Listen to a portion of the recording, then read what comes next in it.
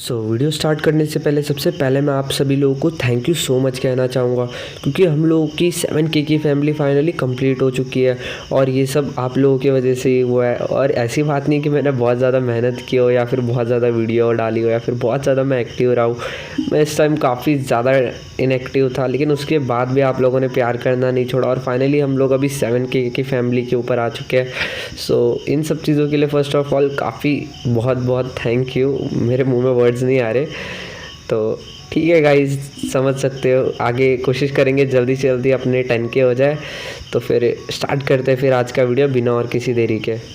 Last video के अंदर जैसे कि आप लोगों ने देख लिया था कि वो जो सेक्टर 20 मोरूशा होता है वो भाग जाता है, और जब वो एक बार भाग जाता है वो दोबारा से किसी के हाथ में ही नहीं आता, क्योंकि इस बार वो जब भी अपीयर हो रहा था वो 5 से 6 महीने के गैप्स के बीच में रीअपीयर होता था, और इस टाइम के बीच में वो बस एक ही दिन के लिए अपीयर होता था और वो एक दिन के अंदर जितना चाहे उतना ओरिजिन को चूसता था, जिसके बाद वो दोबारा से 6 महीने के बाद अपीयर होता था।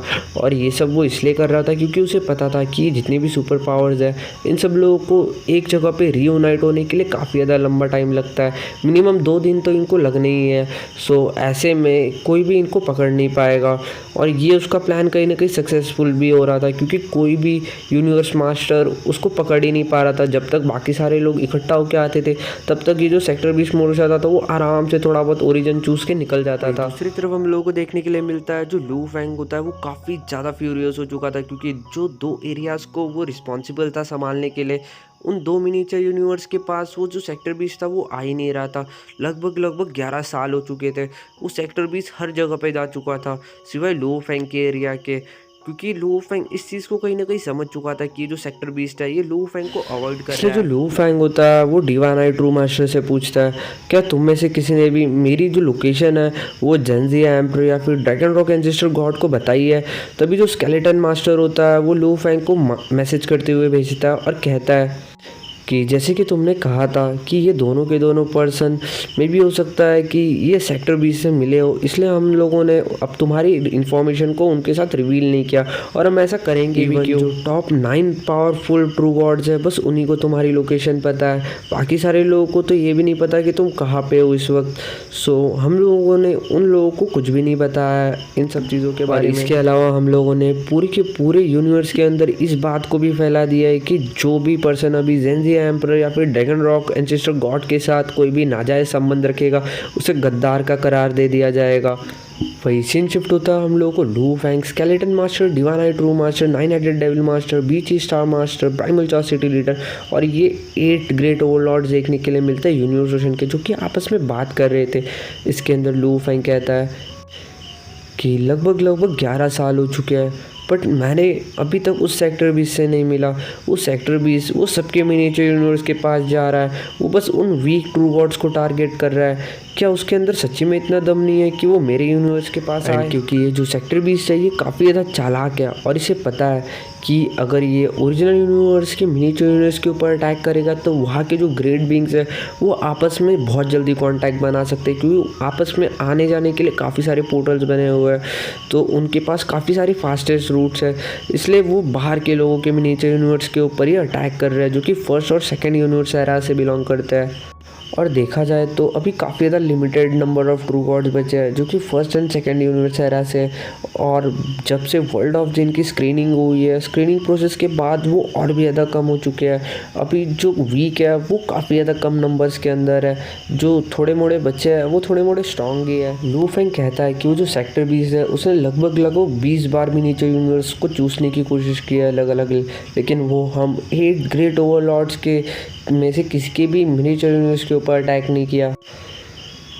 ये कोइंसिडेंस कैसे हो सकता है करके, इसके पीछे ज़रूर कोई ना कोई कारण है। मुझे लगता है कि अभी भी कोई है हमारे बीच में से जो कि इन सब चीज़ों में मिला हुआ है करके। तभी एक पर्सन कहता है कि हाँ कोई ना कोई तो है जो कि यूनिवर्स ओशन से है, और वो जो ट्रू गॉड है वो सेक्टर 20 के पास जा रहा है, और ये बंदा ग्रेट थंडरस्टॉर्म मास्टर या फिर जेंजिया एम्परर नहीं है, ये कोई और ही है। इन लोगों ने पहले ही एक पॉसिबिलिटी को कंक्लूड कर लिया था कि कोई ना कोई तो है जो कि गद्दार है, इनमें से कोई ना कोई तो है जो कि इन लोगों को धोखा दे रहा है, लेकिन इन लोगों को समझ नहीं आ रहा था ऐसा कौन कर सकता है। आखिर ये जो सेक्टर 20 है ये तो सब लोगों के कॉमन एनिमीज़ है। लू फेंग कहता है कि मे भी ऐसा हो सकता है कि इन लोगों को पता चल रहा है कि हम लोग उस सेक्टर 20 से फाइट नहीं कर पा रहे और अभी वहाँ पे बस एक ही सेक्टर 20 है और उसके बाद भी वो हम सब लोगों के लिए इतना बड़ा सर दर्द बन के बैठा है। तो जिस तरीके से जंजिया एम्परर और ये थंडरस्टार मास्टर थे, उसी तरीके से बाकी सब लोगों ने भी सेक्टर 20 की मदद करने के बारे में सोच लिया हो। मे भी उन लोगों को लगा हो कि हम लोग कुछ भी नहीं कर पाएंगे। लू फेंग कहता है कि अच्छा तो ऐसी बात है, तो अब से मैं एक काम करूँगा, हम लोगों की जितनी भी अरेंजमेंट्स होगी उन सारी अरेंजमेंट्स को पब्लिकलाइज किया जाएगा, लेकिन ये सारी अरेंजमेंट फेक होंगी और हम सब लोग अपने हिसाब से काम करेंगे। हम सब लोग अलग अलग जगह पे पूरे के पूरे यूनिवर्स के अंदर फैले रहेंगे और हमारी आपस की लोकेशन हम लोगों को आपस में भी नहीं पता होगी। इसी के साथ वो बाकी के जो 60 ट्रू गॉड्स होते हैं वो भी कहते हैं कि तुम जो चाहे तुम वो कर सकते हो और इवन हम सातों को भी अभी तुम्हारी लोकेशन के बारे में नहीं पता होगा, तो कोई भी कुछ भी लीक नहीं कर पाएगा। फाइनली इन लोगों की ये मीटिंग ख़त्म हो जाती है और इस मीटिंग के बाद ये लोग एक कंक्लूजन के अंदर पहुंच जाते हैं कि जेंजिया एम्परर और ड्रैगन रॉक एंसेस्टर गॉड के अलावा और भी कोई दूसरा ट्रू गॉड है यूनिवर्स ओशन के अंदर जो कि इन लोगों के साथ गद्दारी कर रहा है। इसी के साथ लू फेंग की जो रिमोट ओशन बॉडी थी और मूशा बॉडी थी वो एक सेम टीम के अंदर थी और वही जो उसकी गोल्डन ऑन बीच बॉडी थी वो एक अलग टीम को रिप्रेजेंट कर रही थी। और इन लोगों ने इमीडिएटली अपनी ओरिजिनल लोकेशंस को चेंज कर लिया था और अपने नए टारगेट्स को भी ढूंढ लिया था और अभी वो लोग फाइनली वेट कर रहे थे सेक्टर 20 के आने का। वही हम लोगों को वो सेक्टर 20 देखने के लिए मिलता है। वो कहता है कि हर बार जब भी मैं किसी भी मिनिएचर यूनिवर्स को स्वॉलो करने जाता हूँ मैं बस एक ही दिन के लिए करता हूँ, जिसके वजह से मुझे कोई भी नहीं पकड़ पा रहा। हाँ और फाइनली इतने सारे मिनिएचर यूनिवर्स के ओरिजिन्स को स्वॉलो करने के बाद मैं काफ़ी ज़्यादा पावरफुल बन चुका हूँ। मैं पहले के कंपैरिजन के अंदर काफ़ी ज़्यादा पावरफुल बन चुका हूँ। इसी के बाद वो जो सेक्टर 20 होता है वो सोचता है क्यों ना मैं एक काम करूं कि मैं इस बार ओरिजिनल यूनिवर्स एरा के मिनिएचर यूनिवर्सेस के ऊपर थोड़ा बहुत ध्यान दूं, क्योंकि वैसे भी ओरिजिनल मिनिएचर यूनिवर्स एरा के लोग सबसे ज़्यादा पावरफुल है और वहाँ पे सबसे ज़्यादा लार्जेस्ट नंबर के अंदर ट्रू गॉड्स है। बिसाइड उनके जो मिनिएचर यूनिवर्स है उनके अंदर थोड़े यूनिवर्स पोर्टल्स है जिसके कारण वो थोड़े बहुत जल्दी आ सकते हैं, लेकिन एक ट्राई तो देके देखना ही चाहिए। इसी के साथ ये जो सेक्टर 20 होता है ये फाइनली डिसाइड कर लेता है कि ये उन 9 लोगों के यूनिवर्स को तो ट्राई नहीं करने वाला, लेकिन ये कुछ होली लैंड्स को ट्राई करना चाहेगा। एक्चुअल में ये भी देखना चाहता था कि ये जो होली लैंड्स होते हैं इनका जो टेस्ट होता है वो कैसा होता है। तो फाइनली ये एक होली लैंड को चूज़ करता है और उसकी तरफ आगे बढ़ जाता है। और इसी के साथ हम लोगों को देखने के लिए मिलता है फाइनली ये जो सेक्टर 20 होता है ये immediately purple moon Holi land के मिनिएचर यूनिवर्स की तरफ आगे बढ़ जाता है और कुछ ही टाइम के अंदर ये पर्पल मून होली लैंड के मिनिएचर यूनिवर्स के बाहर हम लोगों को देखने के लिए मिल सकता था। सेक्टर 20 मोरोशा कहता है कि अगर देखा जाए तो ये जो जगह है या फिर ये जो होली लैंड है ये ईस्ट एम्परर होली लैंड से थोड़ा सा छोटा है और इसी के साथ साथ इसे थोड़ा निकलना ईजी है या फिर इसे डील करना थोड़ा सा आसान है। इसी के बाद वो जो सेक्टर 20 होता है सडनली उसके बॉडी के अंदर से काफ़ी सारा ब्लैक कलर का फॉग निकलने लग जाता है और ये जो ब्लैक कलर का फॉग होता है ये 100 मिलियन लाइट ईयर्स दूर से परमिट करने लग जाता है स्पेस से और फाइनली उस होली लैंड से जाके चिपक जाता है और उसके अंदर से एनर्जी चूसने लग जाता है। और जैसे ही सेक्टर 20 इस एनर्जी को टेस्ट करता है वो कहता है हा क्या टेस्ट है। वो रह नहीं पा रहा था इस मोमेंट को एंजॉय किए बिना, क्योंकि गाइस ये जो टेस्ट था ये एक अलग ही लेवल का था। इसके अंदर से उसे एक अलग सी एक ओल्ड वाली स्मेल आ रही थी, मतलब ओल्ड इज़ गोल्ड आपने कहीं ना कहीं सुना होगा, वैसा टाइप का कुछ। वो कहता है कि ये जो मिनिएचर यूनिवर्स है या फिर ये जो होली लैंड है इसका जो टेस्ट है वो किसी भी बाकी के मिनिएचर यूनिवर्स के ओरिजिन से काफ़ी गुना ज़्यादा अच्छा है और साथ ही साथ इसका जो टेस्ट है वो काफ़ी ज़्यादा डेंस है या फिर इससे उसे काफ़ी ज़्यादा अमाउंट के अंदर एनर्जी मिल रही है। वही हम लोगों को पर्पल मून होली लैंड के अंदर पर्पल मून होली एंसेस्टर देखने के लिए मिलता है जो कि अभी काफ़ी ज़्यादा गुस्से में देखने के लिए मिल सकते थे।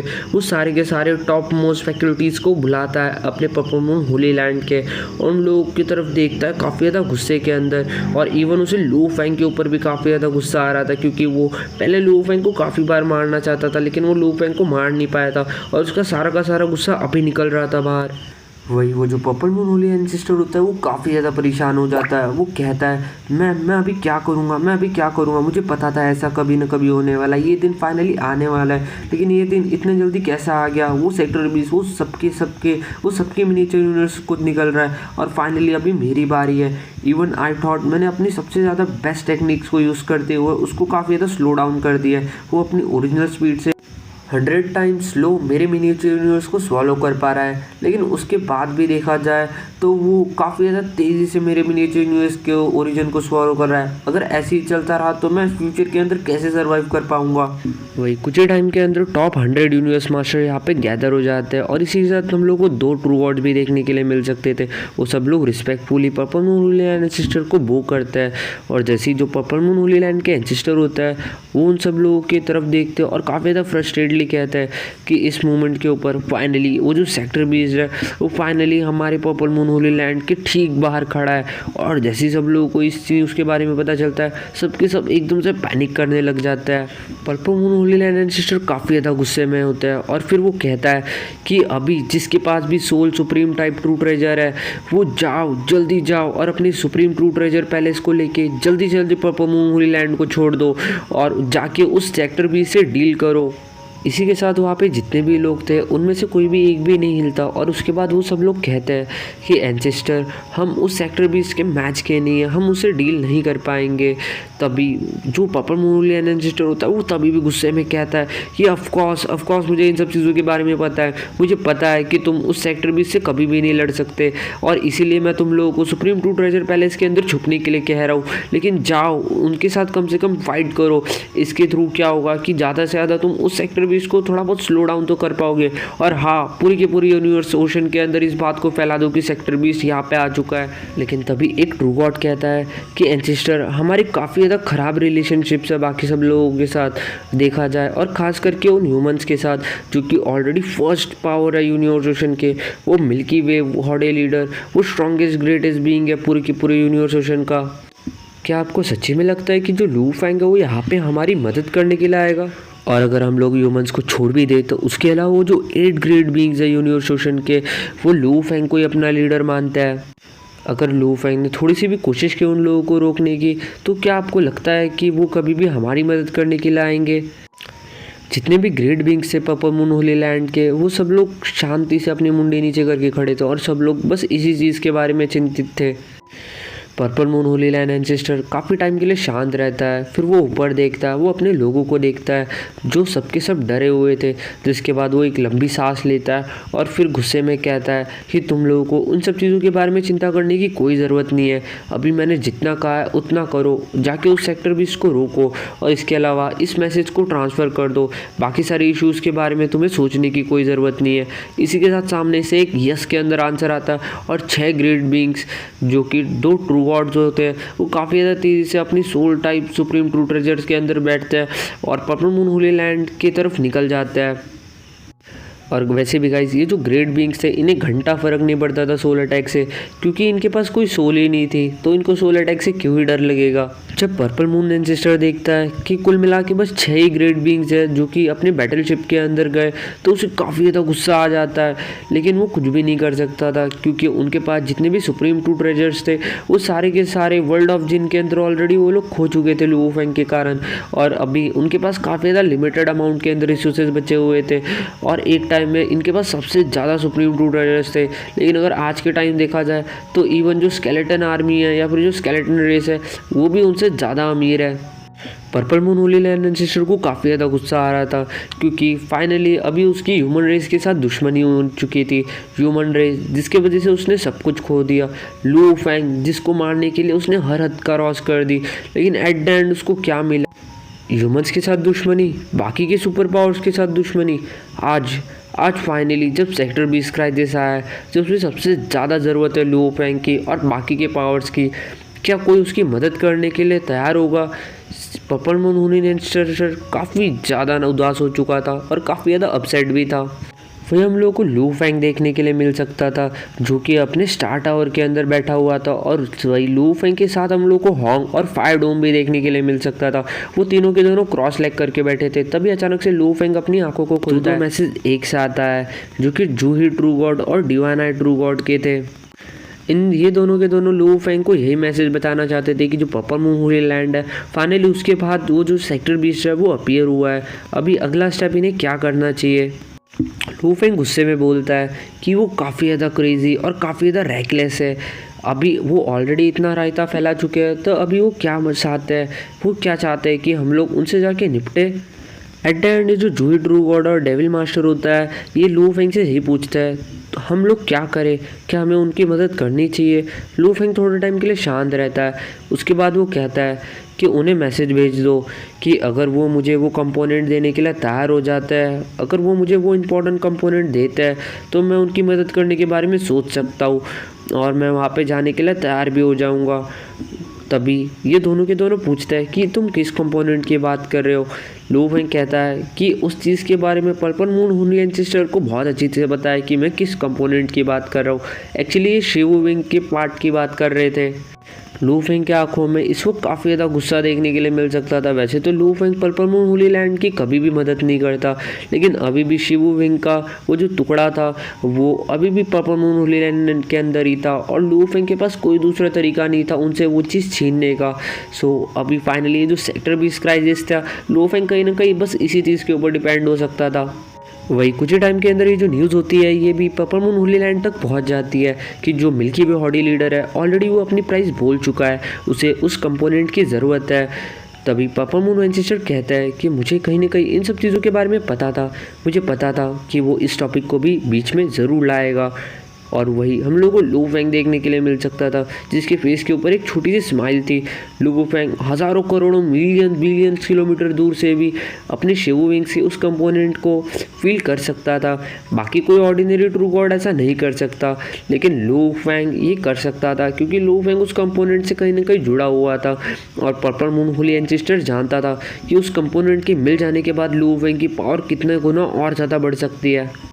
और क्योंकि लू फेंग को उस चीज़ की काफ़ी ज़्यादा ज़रूरत थी इसलिए लू फेंग ने पास्ट ईयर्स के अंदर भी काफ़ी सारी डील्स रखी थी पर्पल मून होली लैंड के साथ। और इसी के साथ उन लोगों को ये भी बोला था कि अगर वो उस कंपोनेंट को दे देता है तो वो वर्ल्ड ऑफ जिन के अंदर पर्पल मून होली लैंड को बिना किसी ऑब्स्टिकल के जाने देंगे। लेकिन इतना कुछ होने के बाद भी जो purple moon Holi land ancestor है वो नहीं माना था इन सब चीज़ों के लिए। हम लोगों को वो 8 ओवरलॉर्ड्स देखने के लिए मिल सकते थे जो कि शांति से खड़े थे। वो सब लोग बस इसी चीज़ की चिंता कर रहे थे कि जो पर्पल मून होली लैंड है वो इस डील के लिए ना कह दे, क्योंकि अगर अभी भी उन्होंने रेजिस्ट किया तो वो लू फेंग के विरुद्ध तो बिल्कुल भी नहीं जाने वाले थे। और रही बात पर्पल मून होली लैंड की तो उसकी इन लोगों को घंटा भी कोई चिंता नहीं थी। तो ये लोग बस इतना सोचते थे कि बस एक कंपोनेंट के चक्कर में इसका पूरा का पूरा purple moon Holi land destroy हो सकता है, उसके सारे के सारे ग्रेड बीइंग डिस्ट्रॉय हो सकते हैं। और वैसे भी पर्पल मून होली लैंड पहले जितना पावरफुल अभी नहीं रहा, तो बस एक कंपोनेंट के लिए अपना पूरा का पूरा होली लैंड दाव पे लगाना बिल्कुल भी सही नहीं रहेगा। इसके बाद हम लोग को पर्पल मून होली एंसेस्टर का फेस दिखाया जाता है जिसके अंदर उसके नीचे 100 से भी ज़्यादा ट्रू गॉड्स खड़े होते हैं, आई मीन टू से यूनिवर्स मास्टर्स। और ये सारे के सारे बस पर्पल मून होली एंसेस्टर को काफ़ी ज़्यादा उम्मीद से देख रहे होते हैं कि ये जो भी कंपोनेंट है ये देने के लिए मान जाए ताकि इनकी कोई ना कोई मदद हो सके। फाइनली जो पर्पल मून एंसेस्टर होता है वो काफ़ी ज़्यादा सोचता है और काफ़ी ज़्यादा सोचने के बाद वो एक लंबी सांस लेके कहता है कि मैं एग्री करता हूँ, मैं उसे वो कंपोनेंट देने के लिए तैयार हूँ अगर वो हमारी हेल्प करेगा। सब लोग काफ़ी ज़्यादा खुश हो जाते हैं, सब लोग काफ़ी ज़्यादा खुश थे पर्पल मून होली लैंड के जो एंसेस्टर थे उसके इस डिस्कशन से या फिर उसके इस डिसीजन से। वही हम लोगों को प्राइमल जॉसिडी लीडर देखने के लिए मिलता है जिसे उन लोगों को पता चलता है कि जो purple moon Holi land ancestor है वो फाइनली उस चीज़ के लिए मान चुके हैं। वो थोड़े से शॉक होते हैं, वो सोचते हैं वो बुढ़ा कैसे मान गया। इसी के बाद जो प्राइमल जॉसिडी लीडर होता है वो झट से लू फेंग के करीब जाता है। वो लू फेंग के डायमेंशंस के अंदर जाने के बाद लू फेंग से मिलता है और लू फेंग को कहता है कि वो बुढ़ा फाइनली मान गया। लू फेंग एकदम से उठ के खड़ा हो जाता है और स्माइल करता है और जोर जोर से हंसने लग जाता है और कहता है वो बुढ़ा उसने हमेशा हम ह्यूमंस को सप्रेस करने की कोशिश की लेकिन एट द एंड वो कहीं का नहीं रहा। और फाइनली उसके पास वो कंपोनेंट था जो कि वो कभी मुझे नहीं देना चाहता था, लेकिन आज उसकी ऐसी मजबूरी आ चुकी है कि उसे फाइनली वो चीज़ मुझे देनी पड़ रही है। फाइनली मुझे वो कंपोनेंट देखने के लिए मिलेगा। इतने टाइम के बाद मैंने उसके लिए कितना ज़्यादा इंतज़ार किया है। प्राइमल जॉसिडी लीडर लू फेंग से पूछता है, अच्छा तुम्हें वो कंपोनेंट मिलने के बाद तुम पर्पल मून होली लैंड को कैसे ट्रीट करोगे। लू फेंग स्माइल करते हुए कहता है एक किलर लुक के साथ, मैं उन्हें थोड़ा कम हार्शली ट्रीट करूँगा। लू फेंग के शिव विंग का बस अभी एक लास्ट पेयर ऑफ विंग बचा हुआ था। लू फेंग काफ़ी ज़्यादा लंबे टाइम से उत्तेजित था और फाइनली अभी वो काफ़ी ज़्यादा थ्रिल्ड हो जाता है। वो एकदम से अपना स्टार टावर उठाता है और काफ़ी ज़्यादा तेज़ी से पर्पल मून होली लैंड की तरफ निकल जाता है। वही हम लोग को वो सेक्टर 20 देखने के लिए मिलता है। वो कहता है कि purple moon Holi land finally almost मेरा एक दिन पूरा हो चुका है। मैं इस पर्पल मून होली लैंड के जो ओरिजिन है उससे ज़्यादा तेज़ी से नहीं निकल सकता। इसका टेस्ट कितना सही था, लेकिन अभी मुझे यहाँ से जाना पड़ेगा, वरना मैं यहाँ पे ट्रैप रह जाऊँगा। सब लोग मुझे चारों तरफ से घेर लेंगे। इसी के बाद वो जो सेक्टर 20 होता है वो एकदम से टेलीपोर्ट करता है और फिर डिसअपियर हो जाता है। इसी के साथ साथ हम लोग को 2 ट्रू गॉड्स भी देखने के लिए मिल सकते थे, जो कि अपने सुप्रीम ट्रू ट्रेजर के अंदर छुपे हुए थे और उस ट्रू सेक्टर 20 को स्लो डाउन करने की कोशिश कर रहे थे। लेकिन स्टार्टिंग से लेकर एंड तक वो जो सेक्टर 20 था उसने घंटा उनको घास भी नहीं डाली थी। उस सेक्टर 20 के लिए वो जो 2 ट्रू गॉड्स है वो एग्जिस्ट भी नहीं करते थे। इसी के साथ वो जो 2 ट्रू गॉड्स और 4 यूनिवर्स मास्टर्स थे वो एकदम से खुश हो जाते हैं और फिर वो कहता है कि फाइनली जो सेक्टर 20 है ये गायब हो गया। वो कहता है कि हमें जल्दी जल्दी अपने एंसेस्टर को जाके इस चीज़ के बारे में बताना पड़ेगा, और इसी के बाद वो लोग काफ़ी ज़्यादा तेज़ी से वहाँ से निकल जाते हैं। सीन शिफ्ट होता है, हम लोग को एंसेस्टर का फेस दिखाया जाता है। वो जो पर्पल मून होली लैंड का एंसेस्टर होता है उसके सामने वो जो 6 लोग होता है वो आके बता देते हैं कि वो जो सेक्टर 20 है वो फाइनली वहाँ से जा चुका है। जो एंसेस्टर होता है वो स्माइल करने लग जाता है, फाइनली उसकी टेंशन जा चुकी थी। वो कहता है इसमें कौन सी बड़ी बात है।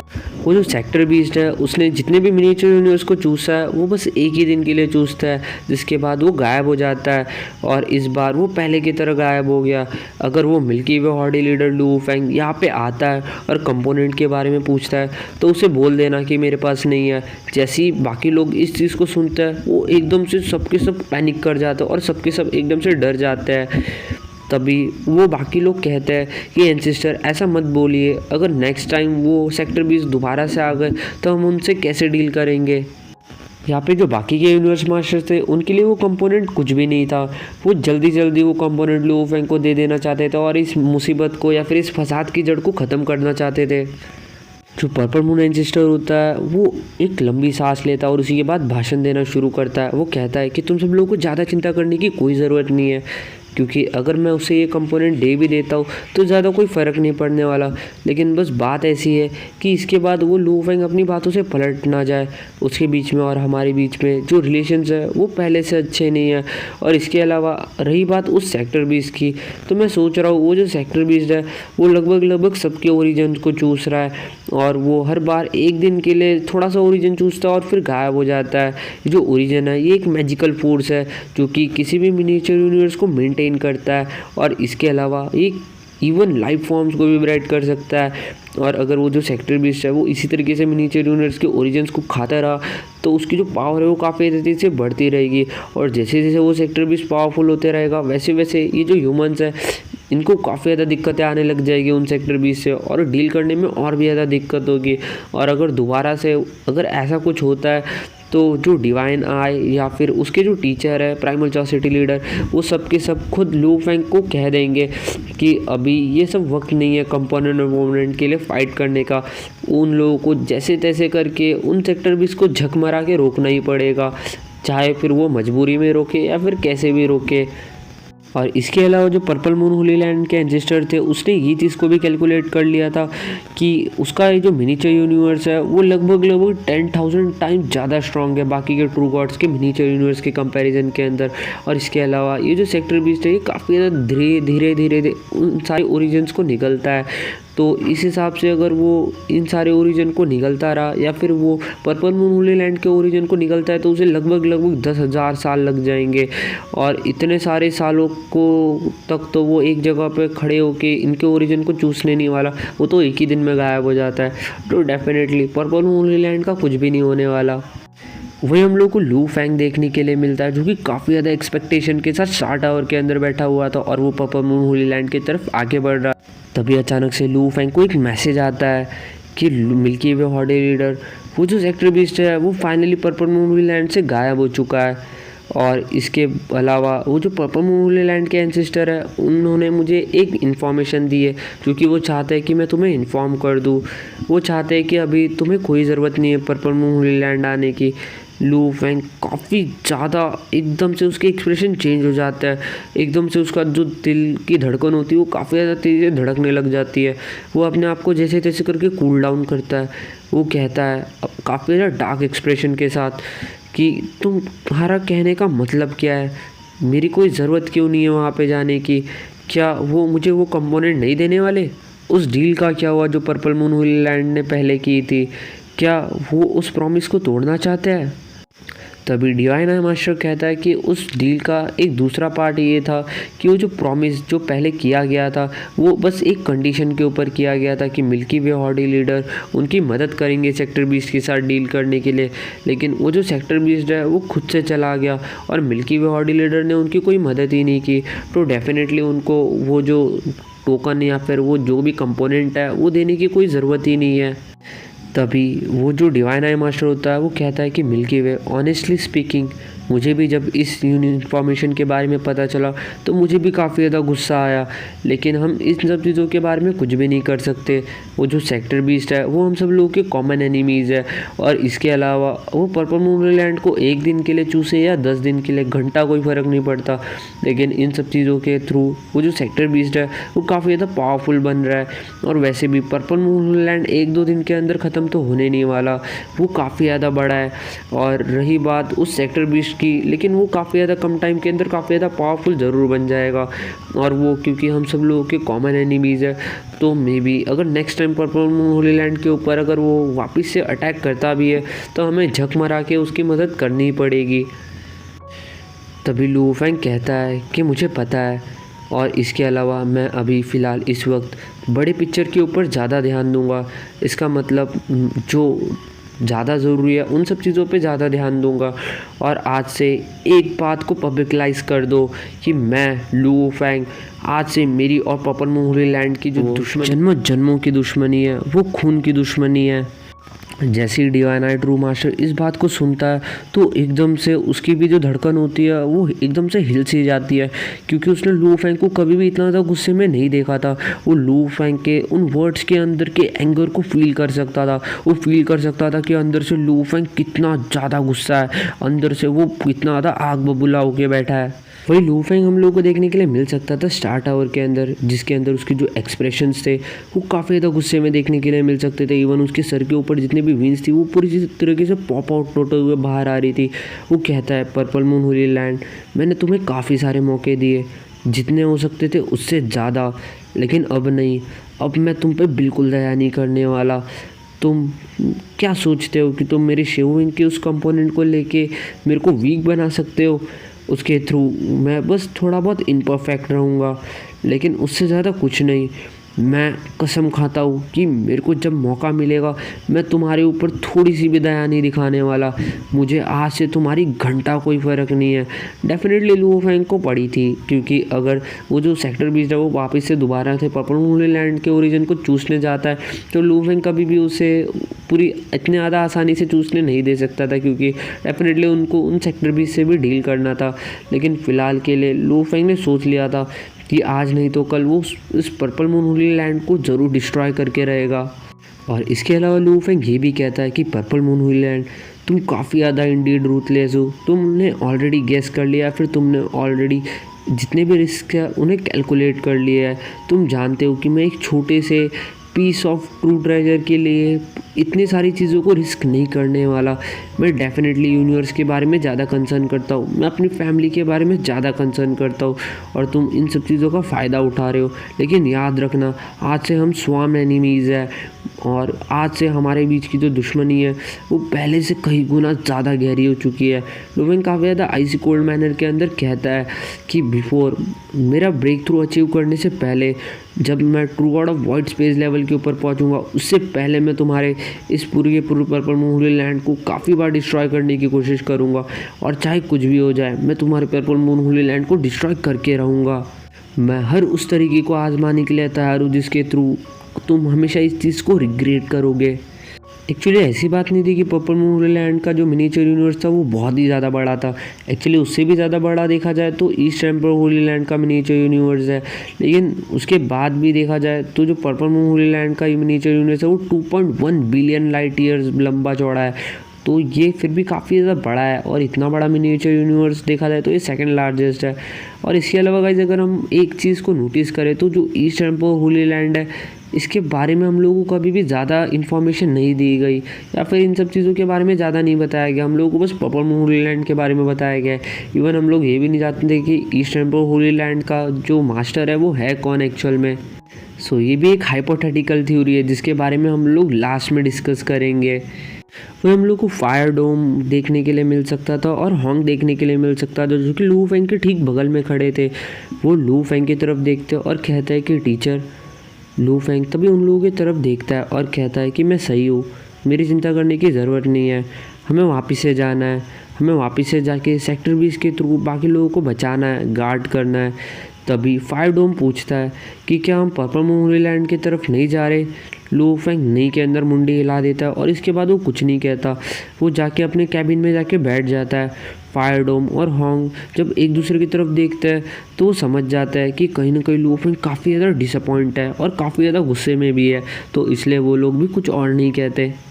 और कुछ ही टाइम के अंदर जैसे इन दोनों को भी पता चलता है कि क्या उन पर्पल मून होली लैंड वालों ने इन लोगों के साथ किया है, तो डेफिनेटली उन लोगों को भी काफ़ी ज़्यादा गुस्सा आता है। वो लोग भी सोचते हैं ये इतने ज़्यादा शेमलेस कैसे हो सकता है, ये purple moon Holi land at least इसने अपने लोगों के बारे में सोच लिया होता।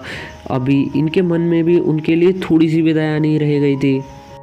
इसी के बाद हम लोगों को देखने के लिए मिलता है कि वक्त इसी तरीके से बीतता रहता है और लगभग 1 महीने से कम टाइम के अंदर अंदर वो जो पर्पल मून होली लैंड है वो पहले जैसा बेटर हो चुका था, और वो जो सेक्टर 20 था वो वापस से रिपेयर भी होता है, और वो टाइम के ऊपर रिपेयर होते रहता है, और वो इसी तरीके से अपने अटैक्स को कंटिन्यू रखता है, और इसी तरीके से लोग सेक्टर 20 के आगे पीछे भागते रहते हैं।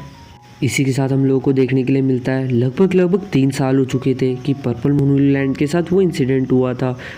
इसी के साथ अचानक से हम लोगों को देखने के लिए मिलता है कि एक वॉइड स्पेस होता है जो कि सी बैजर ट्रू मास्टर का होता है, और इसी के मिनिएचर यूनिवर्स के बाहर हम लोग को एक सिल्वर वाइट कलर का वेसल लटकता हुआ देखने के लिए मिल सकता था, और इस वेसल के अंदर लू फेंग की गोल्डन ऑन बीस्ट बॉडी थी जो कि एक ह्यूमन के अंदर ट्रांसफॉर्म होकर बैठी थी, और लू फेंग पूरी तरीके से परफेक्शन लेवल के ऊपर उस ह्यूमन फॉर्म को अचीव करके बैठा हुआ था, क्योंकि ऑलरेडी लू फेंग की जो जीन लेवल है वो 89,999 टाइम्स हो चुकी थी। वो बस एक टाइम पीछे था। सो उसकी जो पावर्स देखी जाए तो वो भी पूरी तरीके से अभी परफेक्शन स्टेज के ऊपर पहुंच चुकी थी। सडनली लू फेंग को एक मैसेज रिसीव होता है, मिल्की वे हॉडी लीडर, वो जो सेक्टर 20 है वो मेरे मिनिएचर यूनिवर्स के बाहर अपीयर हुआ है, तुम जल्दी से आ जाओ। और इसी के बाद suddenly divine I true master और बाकी के ट्रू वर्ड जो होता है वो कंटिन्यूसली लू फेंग को मैसेज भेजने लग जाता है, और तभी लू फेंग की एक हंसने की आवाज़ सुनाई देती है। ये एक लाफिंग गोल्डन हॉर्न बीस्ट था। वो कहता है फाइनली इतने लंबे टाइम के बाद। लू फेंग मन ही मन कहता है कि मैंने कहा था, मुझे पता था कि ये ज़रूर होगा। एज लॉन्ग एज मेरी लोकेशन के बारे में किसी को पता नहीं होगा, एक ना एक बार ज़रूरी ये जो गोल्डन हॉर्न बीस्ट होगा ये मेरे से टकराएगा।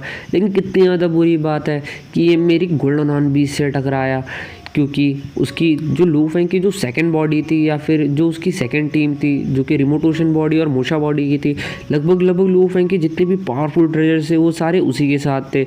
उसका blood ghost blade, star tower, उसका वूफी गॉड, जितनी भी चीज़ें थी वो सारी की सारी वहाँ पे थी।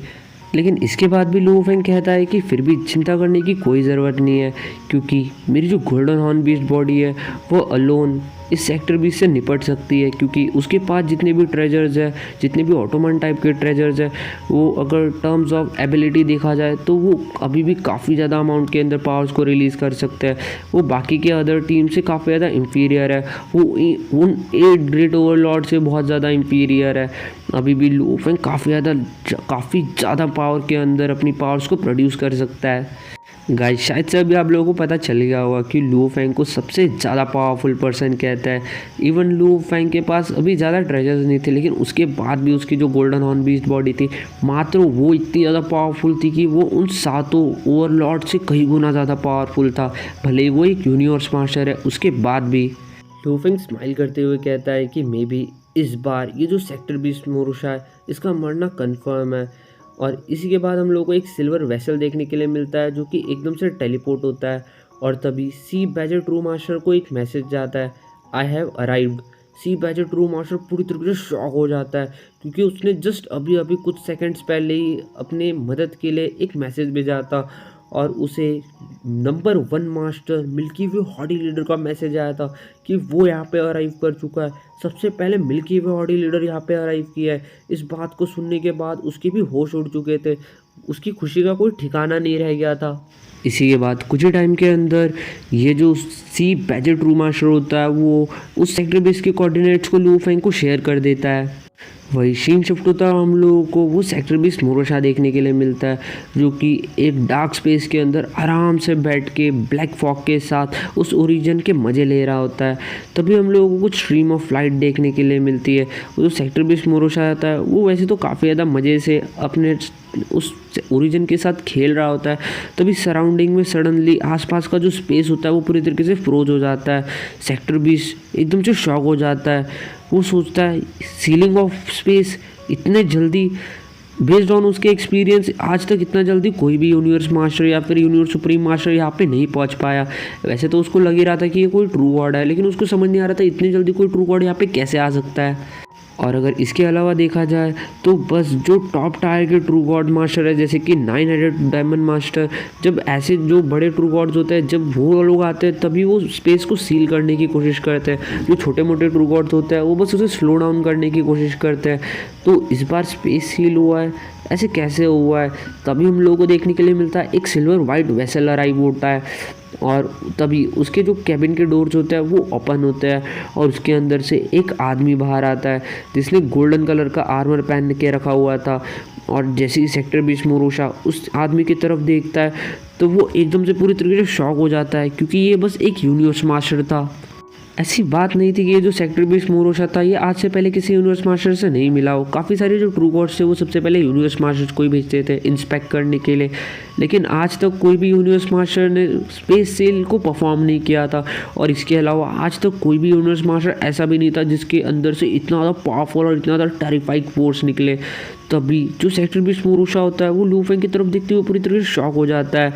वो कहता है तुम वो कहता है तुम तो ह्यूमन मिल्की वे हॉडी लीडर हो। लू फेंग स्माइल करता है और कहता है कि हाँ मैं ही मिल्की वे हॉडी लीडर लू फेंग हूँ। सेक्टर 20 मोरोशा कहता है कि मैंने सुना है कि तुम सबसे ज़्यादा स्ट्रॉन्गेस्ट ग्रेटेस्ट बीइंग पूरे के पूरे यूनिवर्स ओशन के, लेकिन देखा जाए तो तुम सच्ची में काफ़ी ज़्यादा स्ट्रॉन्गेस्ट ग्रेटेस्ट बीइंग हो पूरे के पूरे यूनिवर्स ओशन के। लेकिन मुझे लगता है कि बाकी के जितने भी ट्रू गॉड्स है यूनिवर्स ओशन के अंदर वो काफ़ी ज़्यादा वीक है, जिसके कारण तुम सबसे ज़्यादा स्ट्रॉन्गेस्ट यूनिवर्स मास्टर बन गए और ग्रेटेस्ट बीइंग बन गए पूरे के पूरे यूनिवर्स के। सेक्टर 20 मोरोशा था वो ऑलरेडी उस ओरिजिन को चूसना बंद कर चुका था क्योंकि वो ऑलरेडी जानता था अभी उसके सामने कौन खड़ा है, तो वो इतनी ज़्यादा हल्के में लू फेंग को नहीं लेना चाहता था। आफ्टर ऑल जितना उसने लू फेंग के बारे में सुना था, जितनी लू फेंग की रेपुटेशन थी, उन सब चीज़ों के ऊपर लू फेंग जो था वो स्टैंड आउट कर गया था। और इसके अलावा वो लू फेंग से पहले कभी मिला भी नहीं था तो वो उसको बिल्कुल भी अंडर एस्टिमेट नहीं कर सकता था। लू फेंग कहता है कि तुझे बहुत जल्दी पता चल जाएगा हमारी फाइट के बाद। इसी बात जो लू फेंग होता है वो ऑलरेडी डुआमी की टेक्निक को परफॉर्म कर चुका था, ऑलरेडी वो फर्स्ट 3 वॉल्यूम्स को परफॉर्म कर चुका था और उसकी जो बर्निंग गोल्डी पावर टेक्निक है वो ऑलरेडी अपने आप परफॉर्म होना स्टार्ट हो चुकी थी। सडनली हम लोगों को एक बहुत मोटी सी चेन देखने के लिए मिलती है जो कि आके लू फेंग की गोल्डन आर्मर से आके पूरी तरीके से लपेट जाती है। और इसी के बाद जो लू फेंग होता है वो सेक्टर 20 की तरफ देखता है। वो सेक्टर 20 लू फेंग को देखते हुए कहता है कि तुम बस एक यूनिवर्स मास्टर हो, तुम मेरा कुछ नहीं उखाड़ सकते। लेकिन इसके बाद भी वो जो सेक्टर 20 था वो काफ़ी ज़्यादा ध्यान से लू फेंग को देख रहा था। वो लू फेंग को काफ़ी ज़्यादा कैजुअली देख के काफ़ी अच्छी तरीके से ऑब्जर्व कर रहा था। वो देख सकता था कि लू फेंग की आंखें पूरी तरीके से लाल हो चुकी है और लू फेंग कुछ नहीं कह रहा। लेकिन उसके बाद भी तभी वो जो सेक्टर 20 मोरोशा होता है वो एकदम से अपने मुंह को खोलता है और उसके मुंह को खोलते उसके अंदर से एक साउंडलेस स्क्रीम बाहर आती है जो कि लू फेंग के सोल तक पहुँचती है। लेकिन जो लू फेंग की स्ट्रॉन्ग विल पावर थी वो 9 हेडेड डेविल मास्टर से भी कई गुना ज़्यादा पावरफुल थी। और रही बात एनर्जी की, तो पूरे के पूरे यूनिवर्स ओशन के अंदर उसके पास सबसे ज़्यादा एनर्जी थी। उन गोल्डी पावर बर्निंग टेक्निक्स के अंदर। और फिलहाल लू फैंग ऑलरेडी अपनी इनहेरिटेंस टेक्निक का भी यूज़ कर चुका था और लू फैंग वर्ल्ड ऑफ जिन का भी इनहेरिटेंस था और डोंग डोंग रिवर का भी। तो ये जो सो कॉल्ड सोल अटैक था वो लू फैंग की तरह हवा की तरह था। लू फैंग ने तो इवन इसकी तरफ ध्यान भी नहीं दिया था। इसी के बाद जो लू फैंग होता है वो अपनी बड़ी सी जाइंट चेन को घुमाता और घुमा के उस सेक्टर 20 की तरफ फेंकता है। वो जो चेन थी वो एक जाइंट पाइथन की तरफ काफ़ी ज़्यादा तेज़ी से ट्विस्ट होते हुए उस सेक्टर 20 की तरफ जाने लग जाती है और एकदम से एंडलेस स्काई के अंदर से हम लोगों को काफ़ी ज़्यादा स्नो जो होता है वो निकलता हुआ देखने के लिए मिल सकता था, जो कि उस चैन को पूरी तरीके से कवर कर लेता है। वो एक नंबर की आईसी चैन बन चुकी थी। वो पूरी तरीके से 10,000 स्क्वायर लाइट ईयर्स के डिस्टेंस को कवर कर लेती है। इस मोमेंट तक ऑलरेडी जो लू फैंग था वो अपने 2 वैल्यूएबल्स को यूटिलाइज कर चुका था। जो उसका पहला वैल्यूएबल था वो एक मशीन टाइप का अटैकिंग वेपन था जो कि बी यान चैन थी, और जो उसका दूसरा था वो एक डोमेन मशीन थी जिसका नाम स्नो वर्ल्ड था। इसकी जो एबिलिटी थी इसकी मदद से वो स्पेस एंड टाइम को कंट्रोल कर सकता था। और देखा जाए तो ये गोल्डन कंट्री की तरह ही थी कुछ, और शायद से उससे भी ज़्यादा पावरफुल। अगर देखा जाए तो 5 ट्रिलियन एरास के अंदर लू फैंग ने काफ़ी सारे वैल्यूएबल्स को गैदर किया था वर्ल्ड ऑफ जिन से। और देखा जाए तो इस बार वो पूरी तरीके से प्रिपेयर होकर आया था। इवन थॉट उसकी ये वाली जो टीम थी वो इतनी ज़्यादा पावरफुल नहीं थी दूसरे टीम के कंपैरिजन के अंदर, लेकिन स्टिल गोल्डन हॉर्न बीस्ट के पास भी काफ़ी सारे अच्छे वैल्यूएबल्स थे। और तभी हम लोगों को देखने के लिए मिलता है एकदम से वो जो स्नोई सी चेन होती है वो जाके आसमान से जाके टकराती है। भले मुझे समझ नहीं आया कि यहाँ पे आसमान कहाँ से आ गया, लेकिन तभी हम लोगों को देखने के लिए मिलता है वो जैसे ही आसमान से टकराती है एकदम से वो जो चेन होती है वो मेल्ट होकर पानी बन जाती है। और जैसे ही वो पानी बनती है वो जो वाटर का फ्लो होता है वो काफ़ी ज़्यादा तेज़ी से नीचे की तरफ आने लग जाता है। और आसमान के अंदर ही हम लोग को एक ग्रास लैंड देखने के लिए मिलता है। उस ग्रास लैंड से फ्लो करते हुए जो वाटर का प्रेशर होता है ये काफ़ी ज़्यादा तेज़ी से स्प्लैशिंग स्पीड से आने लग जाता है और एकदम से जाके उस सेक्टर 20 मोरोशा के ऊपर गिरने लग जाता है। हम लोगों को देखने के लिए मिल सकता था वो जो बड़ी सी चैन थी उसके थ्रू हम लोगों को एक बहुत बड़ा वाटर पिलर देखने के लिए मिल सकता था, जिसके अंदर से काफ़ी ज़्यादा लार्ज अमाउंट के अंदर जो पानी था वो सेक्टर 20 मोरोशा के ऊपर लगातार गिरता रहा और उसको लगातार गीला करता रहा। और वही वो जो जाइंट वाटर पिलर था वो जब सेक्टर 20 मोरोशा को काफ़ी ज़्यादा बहरे में से पूरी तरीके से वाटर के प्रेशर के साथ घायल कर रहा था, वही दूर से लू फैंग इन सारे नज़ारों को देख रहा था और वो लगातार अपनी गोल्डी पावर टेक्निक्स को मैक्सिमम डिग्री तक ट्रिगर कर रहा था ताकि वो ज़्यादा से ज़्यादा अपने मशीन टाइप वैल्यूएबल्स को ट्रिगर कर सके और अपनी टेक्निक्स को और ज़्यादा अच्छी तरीके से परफॉर्म कर सके। जो सेक्टर 20 मोरोशा था वो इस प्रेशर को सह नहीं पा रहा था और वो कॉन्स्टेंटली अपनी पावर्स को लूज़ करते रह रहा था। वो कंटिन्यूसली इस चीज़ के अंदर सप्रेस होते जा रहा था, लेकिन वो कुछ भी नहीं कर पा रहा था। सेक्टर 20 मोरोशा लू फैंग की तरफ देखता और काफ़ी ज़्यादा ज़ोर से दहाड़ता है। तभी सडनली हम लोगों को देखने के लिए मिलता है वो जो सेक्टर 20 मोरोशा होता है वो लू फैंग की तरफ चिल्लाता है और उसके बॉडी के अंदर से काफ़ी सारे ब्लैक कलर के थ्रेड निकलते हैं और वो जाके लू फैंग को जाके सराउंड कर लेता है। और ये होने में 1 सेकंड से भी कम टाइम का वक्त लगता है। इवन लू फैंग को भी पता नहीं चलता कि कब ये जो ब्लैक थ्रेड्स है वो आके उसको सराउंड कर गए। इसके बाद लू फैंग ऑलरेडी एक बड़े से जाइंट कोकून के अंदर कैप्चर हो चुका था और उस कोकून के अंदर जो लू फैंग था वो काफ़ी ज़्यादा काम देखने के लिए नज़र आ सकता था। सबसे पहले वो जो कोकून था उसने लू फैंग की पावर को काफ़ी ज़्यादा तेज़ी से चूसना स्टार्ट कर दिया था। लू फैंग शांति से कहता है ये इंडीड काफ़ी ज़्यादा क्विक है, एक बार इस टेक्निक को परफॉर्म कर दिया जाए तो ये इमीडिएटली दूसरे पर्सन को सराउंड कर देती है। और फायरफ्लाई मास्टर इसी अटैक के द्वारा इस चीज़ के अंदर फंसा था। चलो देखते हैं ये जो ककून है इसके अंदर कितनी ज़्यादा पावर है। इसी के बाद जो लू फैंग होता है वो इमीडिएटली अपनी जो गोल्डी बॉडी होती है उसको एकदम से श्रंक कर लेता है। और इसी के बाद वो जो ब्लैक मिस्ट ककून होता है वो जैसे जैसे लू फैंग अपनी बॉडी को श्रंक करता है, मतलब जैसे छोटा छोटा करता है वैसे वैसे वो ककून भी छोटा छोटा होता जाता है। और एकदम से जो लू फैंग की हाइट होती है वो एकदम से एकदम बढ़ना स्टार्ट होती है और जैसे ये बढ़ना स्टार्ट होती है कुछ ही पल भर के सेकंड्स के अंदर ही वो 100 मिलियन किलोमीटर टॉल हो जाता है। और इसके साथ वो जो ककून होता है वो भी बहुत बड़ा हो चुका था और इस वक्त जो सेक्टर 20 मोरोशा था उसको काफ़ी ज़्यादा दिक्कत आ रही थी। इवन तो लू फैंग पूरी तरीके से उस ककून के अंदर कैप्चर हो चुका था, लेकिन उसके बाद भी वो इतने आसानी से लू फैंग की पावर्स को चूस नहीं पा रहा था क्योंकि कंटिन्यूसली लू फैंग अपनी पावर्स का इस्तेमाल करते जा रहा था। सेक्टर 20 मोरोशा उस ककून को कंट्रोल कर रहा था, लेकिन उसके बाद बाद भी वो कहता है कि ये क्या हो रहा है करके, मैं उस पर्सन की ज़्यादा पावर्स को क्यों नहीं फॉलो कर पा रहा। और अभी वो जो ककून है वो ऑलरेडी 100 मिलियन किलोमीटर लंबा चौड़ा हो चुका है। उसे रियलाइज़ हो रहा था कि कुछ तो है जो कि सही नहीं हो रहा। वो जो बंदा है वो उस ककून से बाहर आने की कोशिश कर रहा है, लेकिन सेक्टर 20 मुरुशा कहता है कि नहीं, मैं ज़्यादा स्ट्रांग हूँ, मैं पहले के कंपैरिजन के अंदर बहुत ज़्यादा स्ट्रांग हूँ। वही दूसरी तरफ लू फेंग का भी स्ट्रगल चल रहा था, वो जोर से चिल्लाता है ब्रेक। इसी के बाद हम लोगों को देखने के लिए मिलता है वो बाहर का जो वाटर पिलर होता है उसकी काफ़ी सारी चेंज बन जाती है, जो कि उस ककून को बाहर से लगातार हिट करने लग जाती है। और वही अंदर वाली साइड से भी लू फेंग के हाथों के अंदर हम लोगों को एक ब्लेड देखने के लिए मिल सकता था, और जो ब्लेड था ये इनर साइड से भी काफ़ी ज़्यादा तेज़ी से उस ककून को तोड़ रहा था। और दोनों साइड से जब लगातार इन अटैक्स को परफॉर्म किया जा रहा था, फाइनली हम लोग को उस ब्लैक मिस्ट ककून के ऊपर एक छोटा सा टाइनी सा क्रैक अपीयर होते हुए देखने के लिए मिलता है। वैसे तो ये क्रैक एकदम से रिकवर हो जाता है, लेकिन उसके बाद वो जो क्रैक होता है वो वापस से वहाँ पे फॉर्म होने लग जाता है। लू फेंग अभी भी अंदर ट्रैप था। लू फेंग सोचता है कि हमें सच्ची में इस ककून के बाहर नहीं आ सकता।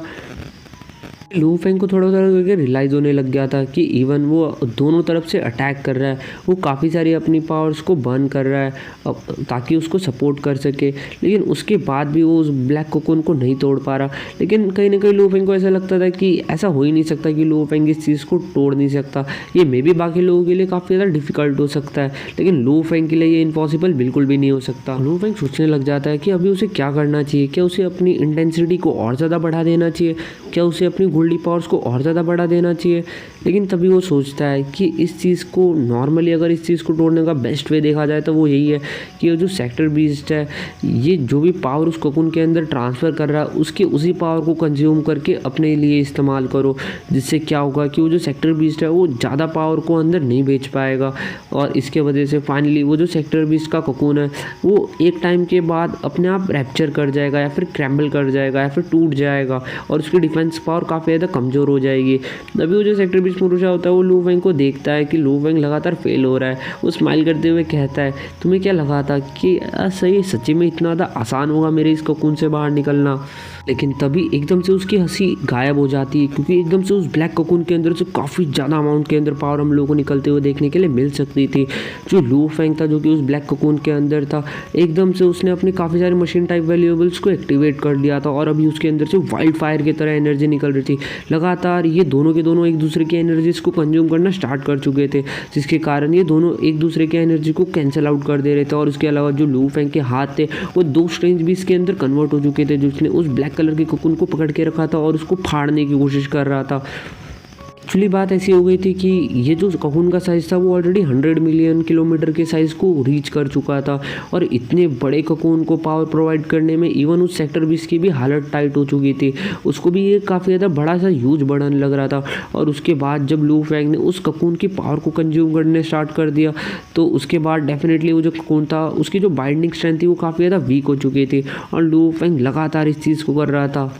और इसी के बाद लू फेंग अननेसेसरी ज़्यादा टेक्निक्स का यूज़ नहीं करता, वो आराम से अपने हाथों का इस्तेमाल करता है और आराम से उस सेक्टर 20 के उस ककून के अंदर छेद क्रिएट कर लेता है, और ऐसे उसको फाड़ते हुए बाहर आता है, और फिर सेक्टर 20 मुरुशा की तरफ देखते हुए कहता है बस निकल गई हवा, इतना ही दम था तुम्हारे अंदर।